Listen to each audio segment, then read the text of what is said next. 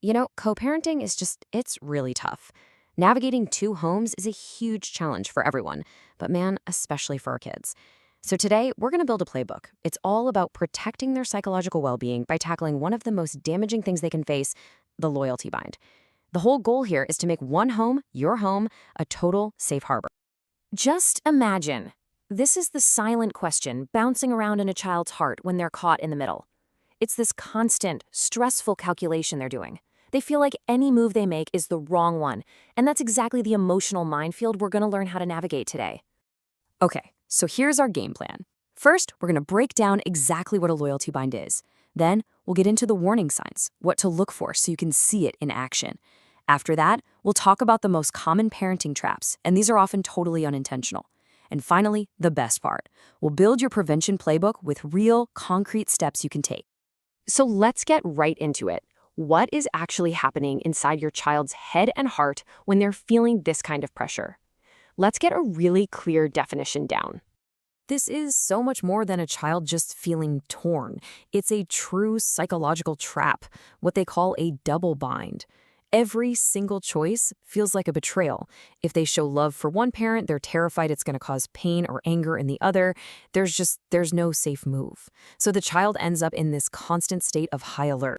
And to survive this, kids develop this really devastating coping strategy.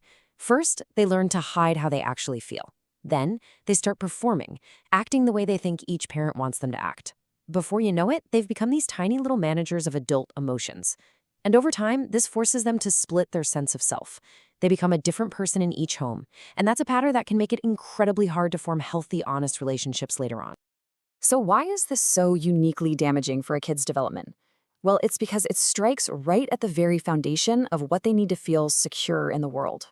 I mean, think about it from their perspective. It completely undermines their sense of safety. They start asking themselves, is loving someone dangerous? Will it cost me my peace? It confuses their sense of belonging. It attacks their integrity, making them feel like they can't even be honest about their own feelings. And maybe worst of all, it fractures their identity. Because if half of them comes from a parent they're told is bad, what does that make them? Okay, now that we get the what and the why, let's get super practical. How can you actually spot these things playing out in your child's behavior and in the words they use? These loyalty binds can show up in different ways, and a child might feel forced into playing a specific role. They might become the emotional caretaker, always worried about how you're feeling. Or they could be pushed into the role of the informant, feeling pressured to spy and report on the other home. Sometimes they become the moral judge, adopting one parent's black and white thinking. Or they become the secret keeper, just terrified that telling the truth makes them a traitor. You have to listen, really listen to your child's language.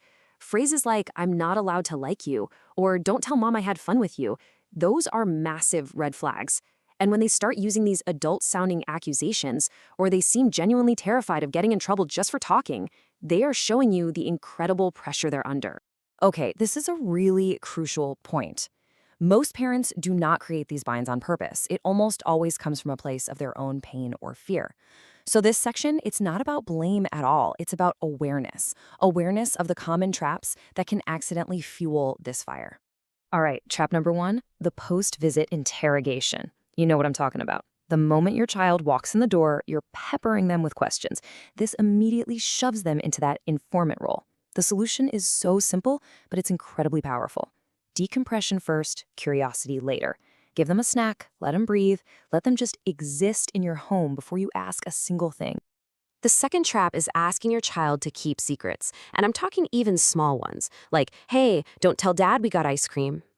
This trains them for loyalty binds. It makes secrecy feel normal. The alternative is a clear, consistent rule. In this family, we don't keep secrets from caregivers about safety. See how that frames it around protection, not conflict? And the third major trap, the emotional collapse at transitions. When you cry or get visibly angry as your child is leaving, you are unintentionally making them responsible for your feelings. They suddenly have to become your caretaker. The antidote here is what we call the soft face rule. Keep your face and your voice calm during the exchange. Your grief is real and it's valid, but you have to process it later, away from your child. All right, we've identified the problem. We've looked at the pitfalls. Now let's build a playbook. This is how you actively, day in and day out, create a home where loyalty binds just can't survive. It all starts with 3 foundational messages. Think of these as the core permissions you need to give your child, out loud and often, to completely free them from the bind. The first message is simple. You don't have to choose. This tells them explicitly they don't have to pick a side.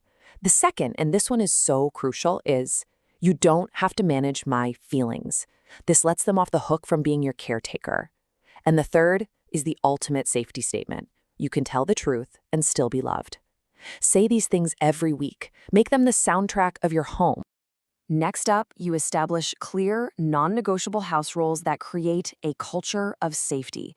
It's simple. No bad-mouthing the other parent, no interrogations after visits, no secrets that make them feel scared or worried. The child is never a messenger.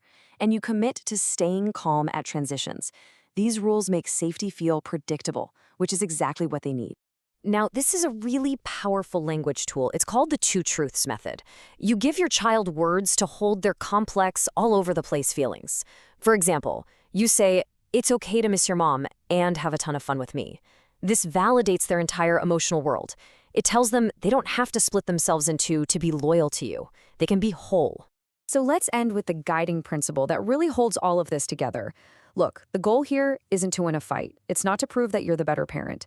Your real power move is to make your home the one place on this earth where your child can show up with all of their messy, complicated feelings and just be themselves, without fear and without consequence. And that is the greatest gift you could ever give them.